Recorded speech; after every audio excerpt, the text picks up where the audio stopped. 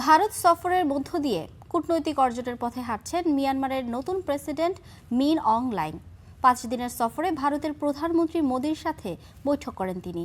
মিয়ানমারের সীমান্ত যাতে দুই দেশের কারও নিরাপত্তা ঝুঁকি তৈরি না করে সেই বিষয়ে মোদিকে আশ্বস্ত করেছেন মিন অং।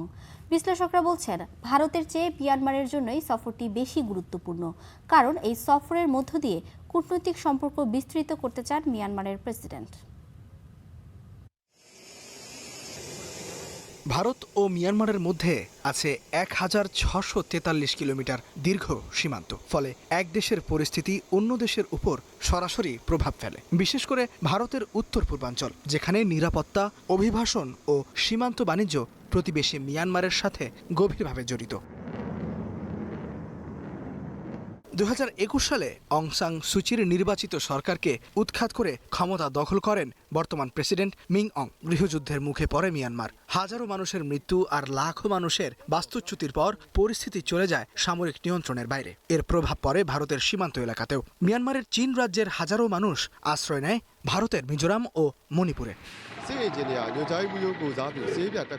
গত জানুয়ারির বিতর্কিত নির্বাচনে প্রেসিডেন্ট নির্বাচিত হন সাবেক সেনাপ্রধান মিন অং লাইং। ভোটের পর এই নির্বাচনকে গণতান্ত্রিক উত্তরণ হিসেবে দেখানোর চেষ্টা করেন তিনি। এবার শুরু হলো কূটনৈতিক সম্পর্ক উদ্ধারের চেষ্টা।